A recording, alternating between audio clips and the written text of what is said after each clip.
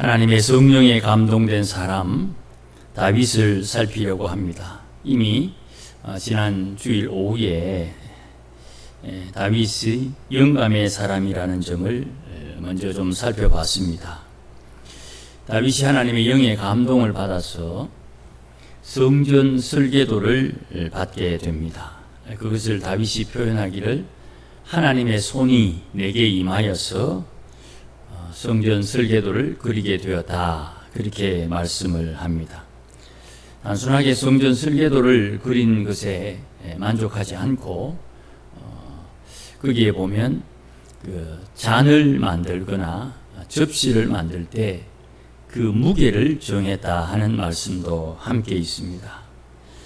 그러니까 우리가 생각하는 대로 하나님의 영이 내게 임하셔서 다윗에게 임하셔서 다윗이 어느 정도의 무게로 접시와 잔을 만들고 어떤 양식과 어떤 모양으로 성전을 건축할지 하나님께서 그에게 알려주셨고, 그것을 알고 된 다윗은 자기 인생 속에 주신 하나님의 복을 통해서 성전 지을 재료를 미리 준비하게 되는 것을 우리가 잘 알고 있지요.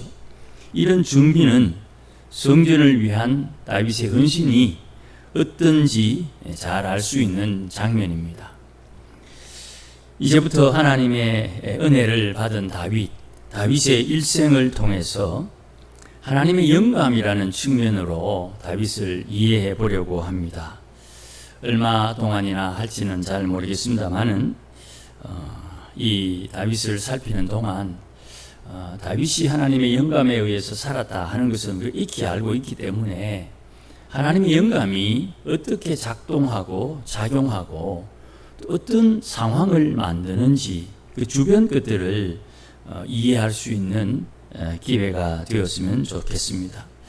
우리가 알고 있는 대로 다윗은 인생에 흠과 티가 많은 사람입니다. 하나님께서 영감의 사람 다윗을 대하는 태도, 하나님께서 다윗의 허물과 흠을 알면서도 다윗이 영감의 사람이라는 이유 때문에 다윗을 어떻게 대하는지 이걸 우리가 좀 주의 깊게 살펴보고 깨달을 수 있는 은혜가 있기를 바랍니다. 계속 말씀드립니다마는 우리가 예수를 믿은 뒤에 구원을 받지요. 구원받았다는 표로 성령을 받습니다. 그러니 예수를 믿고 구원받아 그냥 하늘로 가면 좋겠는데 이 땅에 살아있다 이 말이죠. 여전히 이 땅에 살아야 하는 이유를 분명히 알아야 됩니다. 하늘의 상급을 염두에 둬야 됩니다.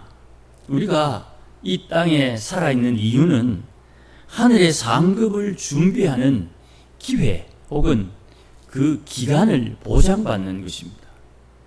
살아있는 동안 하늘의 상급을 준비해야 되고, 이 하늘의 상급을 내 마음에서 우리의 의식에서 지우면 안 됩니다. 전도서에 말씀하는 것처럼 마음을 지킨다는 것은 외부 상황이 변해도 하늘 상급에 대한 마음, 의식을 지킨다는 거예요. 동일하게 믿음을 지킨다 하는 말도 같은 말입니다. 그러니 눈에 보이는 상황, 외부의 상황이 변해서 고난이 내게 와도 내가 그 고난을 견디는 이유, 바로 하늘의 상급을 받도록 근본, 하늘의 상급 받을 수 있는 길을 열어주신 주님을 믿는 이 신앙에 기초하는 것입니다. 이게 마음을 지키는 거예요. 누가 내게 나쁜 말을 하거나 속상한 말을 할 때 그 말에 흔들리지 않는 이유가, 거기에 흔들리면 하늘의 상급에 대한 문제가 생긴다 이 말씀입니다. 그러니 사람들은 재산을 지키고 명예를 지키고 생명을 지키는 것이 중요하지만 마음을 지키면 혹 재산을 잃고 명예를 잃은 뒤에라도 그것을 다시 회복할 수 있는 기회가 주어져요. 지난 삶을 돌이켜보면 예수님 때문에 재산의 손해를 보고 예수님 때문에 명예의 손상을 입어도 마음을 지키고 믿음을 지킨 하나님의 사람들은 기간이 조금 길고 짧을 수는 있겠으나 다시 회복해야 하는 하나님의 은혜를 경험해요. 그 고난당하는, 어려움 당하는 그 재산과 명예를 손실된 그 기간 동안 다시 하나님 앞에 은혜 받을 수 있는 준비를 하는 것이지요. 그래, 마음을 지키는 것은 신앙에 기초한 의식, 이 생각을 지키는 거예요. 육체를 버리거나 육체를 떠난 의식은 영적인 지식이 되는 것이에요. 말이 좀 어렵습니다만은 이런 귀한 말씀들을 잘 이해할 수 있게 되기를 바랍니다. 오늘 본문의 배경은 하나님께서 사울을 버리신 뒤에 사무엘이 하나님 앞에 기도하는 일정 기간을 지나고 난 뒤에 하나님께서 사무엘을 이새의 집으로 보냅니다. 사무엘이 이제 다윗을 찾아가는데 사무엘이 다윗이 누군지 모르고 다만 이새의 집에 가라 해서 하나님께서 시킨 대로 그를 찾아갑니다. 거기에 하나님께서 다시 기름 부을 사람이 있음을 알고 하나님의 말씀에 순종해서 갑니다. 자, 여기에 재미있는 것이 사무엘이 하나님께서 가라 해서 이새의 집에 가기는 가는데 누구에게 기름을 부어야 하는지 모르는 상태로 갑니다. 하나님께서 이새의 집으로 가고 그 아들 중에 왕을 세울 것이라는 말씀을 들었는데 그 사람이 누군지를 모르고 가는 거예요. 우리가 아는 대로 사무엘도 영감의 사람이지요. 영감의 사람이 온 세상 모든 것을 다 안다고 생각하면 안 됩니다. 하나님이 알려주는 만큼만 아는 거예요. 이것을 우리 각자에게 적용시켜도 마찬가지예요. 우리가 하나님 앞에 기도하는 사람들입니다. 하나님 앞에 기도하면서 모든 것을 다 깨달아서 행동하는 것이 아니에요. 그래서 영감의 사람들에게는 이 편차가 너무 커요. 어떤 사람은 엘리야, 얼마나 대단한 사람입니까? 그런데 엘리사는 엘리야의 그 뛰어난 영감에 갑절을 구했던 사람이에요. 그 엘리사는 이스라엘 땅 자기 집에 앉아서 이스라엘을 공격하려고 하는 적군의 군사 회의의 내용들을 뻔하게 알고 이스라엘 왕에게 사람을 보내어서 어디로 언제 올 것이니 방비하라, 그렇게 이야기를 해줘요. 이게 몇 번 당하고 나니까 얼마나 이 적군의 왕이 화가 났든지 우리 중에 혹시 스파이가 있는 게 아니냐 이렇게 의심할 정도였어요. 그러니 하나님의 사람이, 영감의 사람이 있다는 것은 성경의 말씀대로 엘리사는 이스라엘의 마병과 병거 군사가 되었다 하는 표현이 적절한 거지요.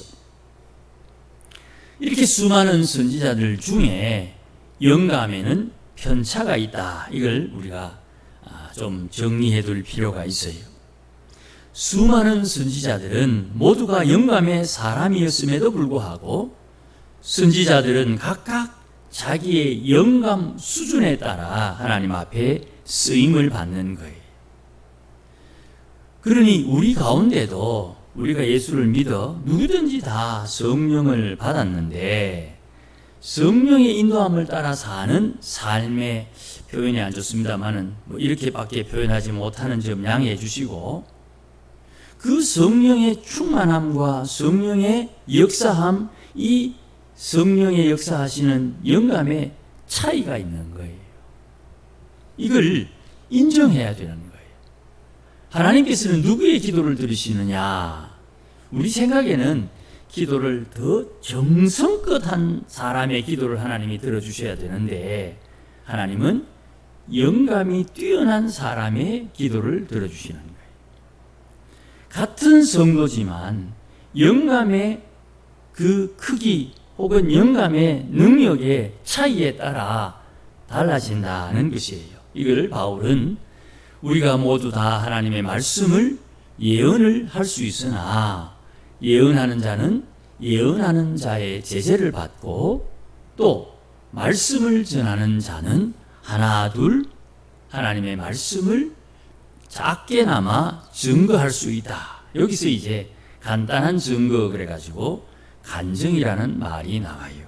어쨌든 성령을 받아 영감의 사람들은 복음을 전하는데 누구나 다 하나님에게 사용될 수 있고, 공동체를 이끌거나 어떤 무리를 이끌 때에는 하나님의 영감의 사람들이 동원되고 사용된다는 것을 깨달으면 좋겠어요. 어쨌든 사무엘은 누구에게 기름을 부어야 할지 모르지만 하나님의 인도를 받아서 이새의 집으로 갑니다. 그리고 계획에 따라 하나님 앞에 제사하기 위해 온 사람들, 식구들을 불러 모으고 식구들을 이제 소개받는 중에 큰아들 엘리압을 보고 사무엘이 아주 기뻐해서, 하나님 이 사람을 기름 붓지 않으면 누구를 붓겠는가, 이런 마음을 가졌어요. 그때 하나님께서 7절에 우리가 잘 아는 말씀을 사무엘에게 알려줍니다. 사람들은 외모를 본다. 하나님은 그 사람의 중심, 마음을 본다. 그렇게 사무엘에게 알려줘요. 그러니까 지금까지 사무엘은 이 말씀을 몰랐다 이 말입니다. 하나님은 사람의 중심을 본다는 것을 사무엘은 놓치고 있었다는 거예요. 요 한 말씀이 사무엘의 두 아들이 사무엘을 이어 사사가 되지 못하는 이유를 사무엘은 깨닫게 되는 거예요. 하나님께서 일하실 때 하나님은 하나님이 쓰시려고 하는 사람의 중심, 그 마음 씀씀이를 보는 거예요. 그러니 우리가 예수 믿고 변화되었다 할 때에는 그 사람의 변화의 기준이 뭐냐? 그 기준은 마음 씀씀이에요. 내 마음 씀씀이에 따라 내가 하나님 앞에 크게 쓰임 받을 수도 있고 적게 쓰임 받을 수도 있는 거예요. 왜 하나님 나는 이것밖에 사용하지 않습니까? 그것은 마음 씀씀이가 다르다 이 말입니다. 이거를 우리가 잘 기억해야 돼요. 그러나 지금 사무엘도 이 말씀을 처음 듣는 것 같아요. 영감의 사람이라 할지라도 하나님의 말씀을 깨닫는 것은 누구나에게 다 필요한 거예요. 험한 세상 살지요. 억울한 세상 살지요. 억울한 일을 겪으면서 이 억울한 세상에서 억울한 사건을 통해 하나님의 말씀을 깨달을 수 있어야 돼요. 말씀을 깨닫고 그 말씀 가운데 하나님께서 이 억울한 일을 겪게 하시는 성령의 역사하심을 깨달을 수 있어야 되는 거예요. 두 가지입니다. 첫째는 말씀을 깨닫고, 둘째는 그 말씀 속에 역사하시는 성령의 인도함을 깨달아야 되는 거예요. 저 사람이 저렇게 행동할 사람이 아닌데 왜 지금 이 얼마 기간 동안 나에게는 왜 저렇게 행동하느냐? 나를 시험에 들게 할 만큼 괴롭게 하고 어렵게 하는 이유가 무엇이냐? 그 말씀을 깨닫고 말씀 속에 역사하시는 그 하나님의 의도를 깨달을 수 있어야 된다는 거죠. 이 사무엘이 용모, 키를 보고 이 사람이 왕이 될 사람이다 라고 생각했던 그 생각, 그 영감은 어리석은 영감이지요. 하나님께서 알려주시는 것, 사람은 외모를 본다. 사무엘은 역시 사람이었다. 그런데 하나님은 그 사람의 중심, 마음 씀씀이를 본다. 그렇게 우리 주위를 한번 살펴보면 하나님, 왜 내가 기도하는 기도의 제목들이 어찌 이렇게 어렵게 잘 이루어지지 않습니까? 할 때 그 답이 어느 정도 가늠이 되지요. 내가 겪는 이 여러 가지 사건들, 어려움들, 때로는 잘 되는 일들을 겪으면서 어떤 때는 안 되고 어떤 때는 너무 잘 되고 하는 이 편차가 어디서 나옵니까? 내 마음을 보시는, 내 마음 씀씀이를 보시는 하나님께 그 이유를 들을 수 있겠지요. 이것을 깨달은 사무엘이 하나님 앞에 자기의 자세, 자기가 어떻게 행동해야 되는지를 분명하게 정하는 겁니다. 좀 득스럽지 못한 말씀이 한 군데 있어요. 8절 말씀 맨 뒤에 보시면 엘리압을 보고 또 아비나답을 보고 난 뒤에 사무엘이 이런 말을 합니다. 이 사람도 여호와께서 택하지 아니하셨느니라. 이 말 듣는 큰아들 둘째 아들 기분 안 좋겠지요. 8아들 다 기분이 안 좋을 거예요. 어쩌면 이세도 스지자만 아니면 그냥 확 그냥 그럴 마음이 있었을지도 몰라요. 하나님의 사람이 말하는 그 말에 요즘 말로 상처받을 만한 말이잖아요. 그런데 이 말, 여호와께서 택하지 아니하셨다 하는 이 말은 하나님의 말씀이에요. 이 말은 하나님께서 지금 이새의 가정에 주시는 하나님의 말씀이라 이 말입니다.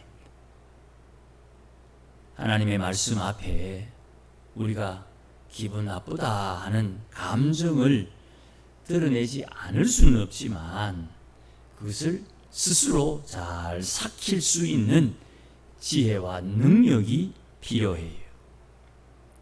그리고 사무엘이 묻습니다. 아들이 전부냐? 지금 사무엘이 많이 당황했겠지요. 아들 8명, 7명, 8명 데리고 왔는데 이들을 7명 다 보고 난 뒤에 여기에 하나님의 기름 부을 자가 없어요. 분명히 사무엘은 지금 하나님께서 이새의 집에 가라, 그 아들 중에 하나 내가 왕으로 세울 사람이 있다 그랬는데 보니까 없어요. 그러면 순간 사무엘 생각에 내가 하나님의 말씀을 잘못 들었나? 내가 하나님의 영감의 사람의 영감이 문제가 있나? 조금 전에만 해도 이는 하나님이 선택하지 않았다고 내게 말씀해 주셨는데 왜 하나님이 세울 왕이 없지? 이 당황스러운 순간에 사무엘은 하나님을 의지하는 표현을 합니다. 여기 있는 아들이 전부냐?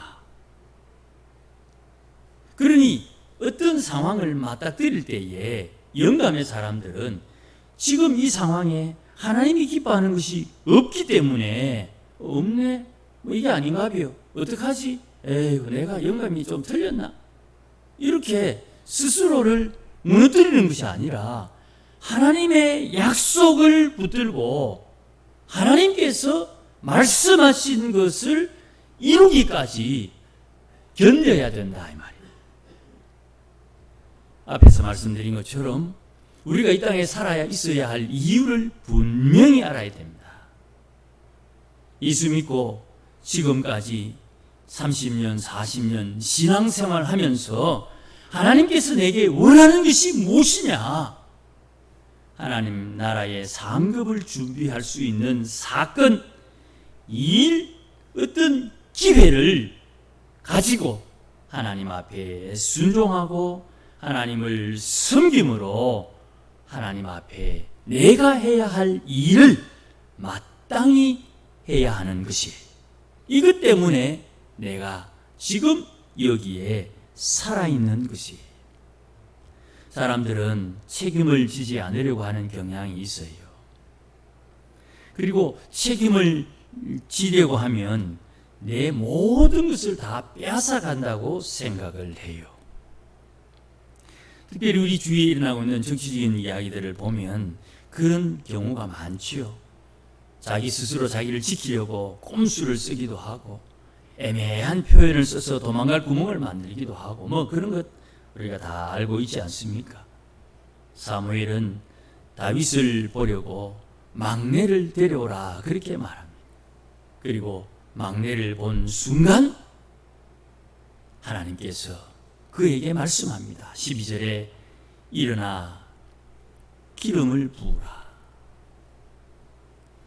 그러니 영감의 사람들은 하나님의 영감에 의해서 순종하는 사람이 되어야 되고, 우리가 예수 믿고 이 땅에 살아있는 동안 하나님께서 내게 하늘의 상급을 위해서 일으키는 그 일을, 어떤 사건을 보고 하나님께서 이 일을 나를 위해서 준비해 주신 일이구나 하는 것을 확신할 수 있는 그런 영감이 있어야 된다 이 말이에요.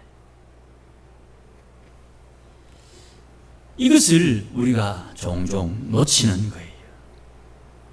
그러니 잘 못 들었으리라고 생각합니다. 하늘의 상급을 준비하는 방법, 하늘의 상급을 준비하는 방법은 성화, 영감을 개발하는 데 있는 거예요. 이건 굉장히 중요한 말씀입니다. 신앙생활 50년, 60년을 해도 하나님의 영감을 개발하지 못하면 해야 할 일인지 하지 말아야 할 일인지 천방지축, 엉망진창이 되는 거예요. 안 해야 될 일을 하고 해야 할 일을 안 하게 된다 이 말입니다. 왜? 영감, 하나님이 이 일을 일으키신 이유를 깨닫지 못하니까 이걸 하나님이 좋아하는지 저걸 하나님이 좋아하는지를 모르니 내 생각에 이거 하나님 좋아할 것 같다 해서 이 일을 했는데 하나님은 저걸 좋아하셨을 때 사고가 나게 되는 것이죠. 우리 주위에 이런 경우가 참 많습니다. 목사님 좀 심한 표현 아닙니까? 그렇게 충분히 오해할 수가 있어요. 그런데 말씀은 이렇게 이야기를 합니다. 고린도전서 2장 12절 말씀에 이런 말씀이 있어요. 한번 잘 들어보십시오. 우리가 세상의 영을 받지 아니하고 오직 하나님으로부터 온 영을 받았으니 왜냐하면 우리로 하여금 하나님께서 우리에게 은혜로 주신 것들을 알게 하려 하심이라. 아멘.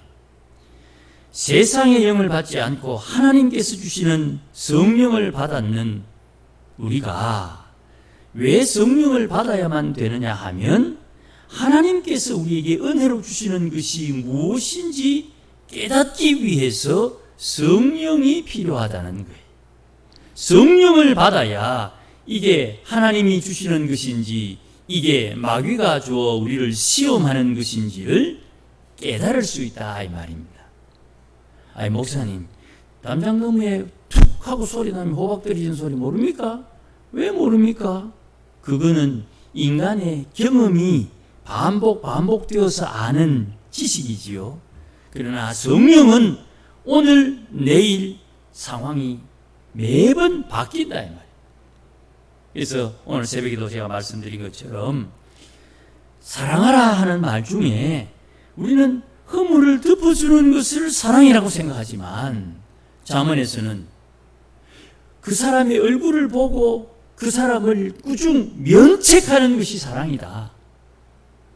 허물을 덮어주는 것도 사랑이고 그 사람 얼굴을 보고 면책하는 것도 사랑인데 어떤 때에 면책해야 되고 어떤 때에 허물을 덮어줘야 되는지는 내 안에 계신 성령이 지시하는 대로 순종할 수 있어야 된다 이 말이에요. 하나님의 영에 감동되어야만 하나님께서 내게 주신 은혜를 깨달을 수 있는데, 길자인 목사님 늘 하시던 말씀처럼 고난이라는 그 죽더미를 입고 오는 하나님의 복이 있는데, 끝에 그 죽더미만 보고 아이고 더러워라 피하면 하나님의 복을 놓친다 이 말이에요. 고난을 겪더라도 하나님이 주시는 그 복이 무엇인지 알면 그 고난을 정면 돌파할 수 있는 것이죠. 그러니 우리가 겪는 다양한 상황 속에서 하나님의 뜻이랑 하나님의 의도를 깨닫기 위해서는 반드시 성령의 충만함이 필요한 거예요. 뒤에 준비한 게 좀 있는데 시간이 좀 많이 갔습니다. 한 가지만 말씀드리고 정리하십시다. 구약에 보면 하박국이라는 선지자가 있습니다. 이 하박국이 이스라엘 백성들이 너무 도덕적으로 문란해지니까, 그 문란했다는 핵심의 내용은 하나님의 이름을 망령되이 일컫는 행실이 넘쳐났단 말입니다. 그래 하나님 앞에 주저리 이 하소연을 합니다.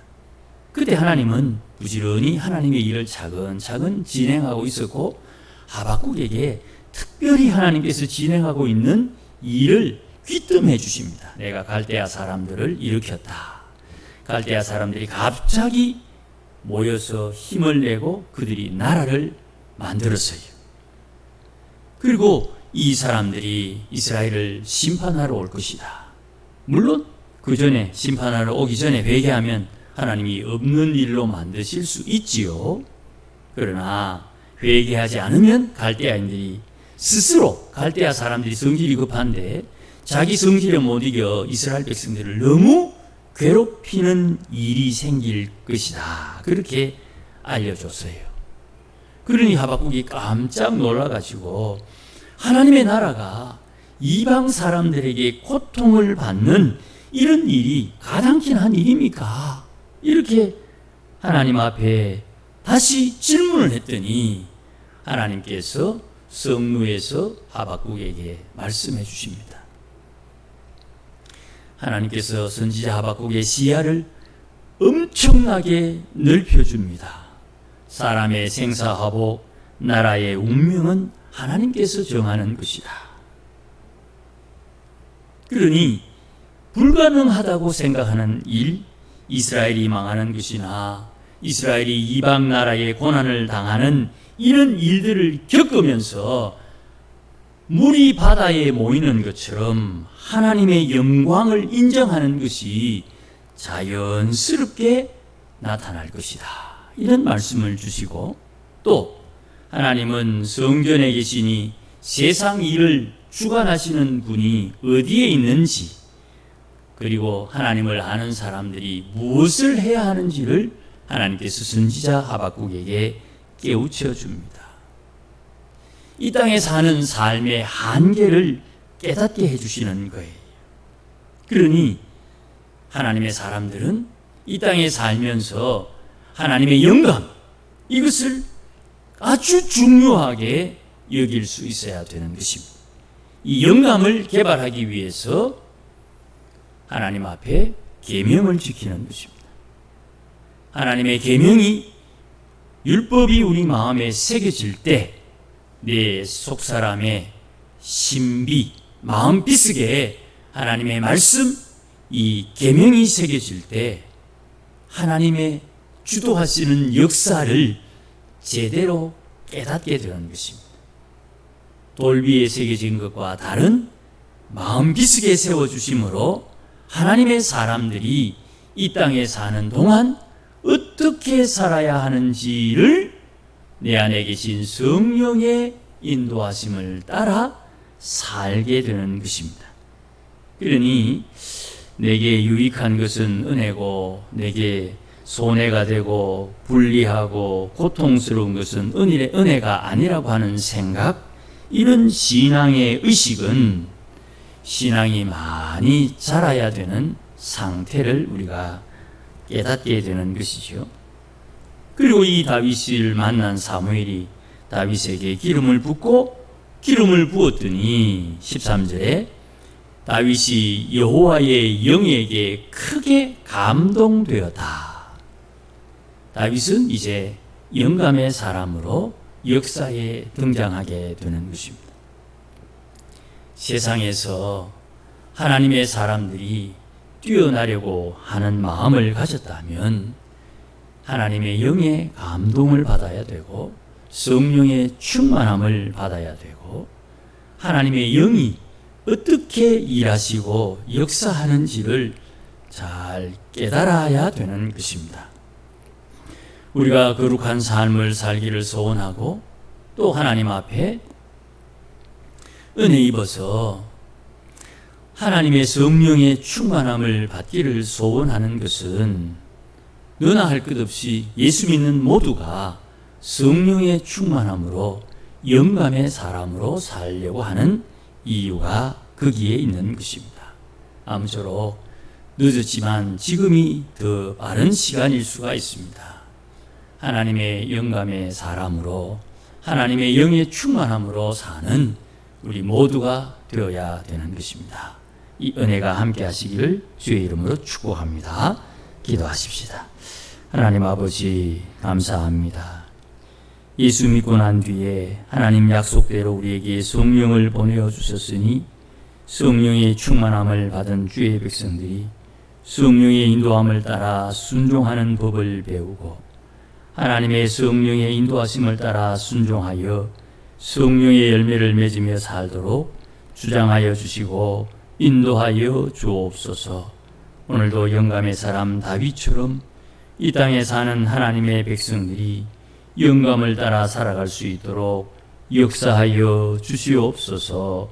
예수님의 이름으로 기도하옵나이다. 아멘.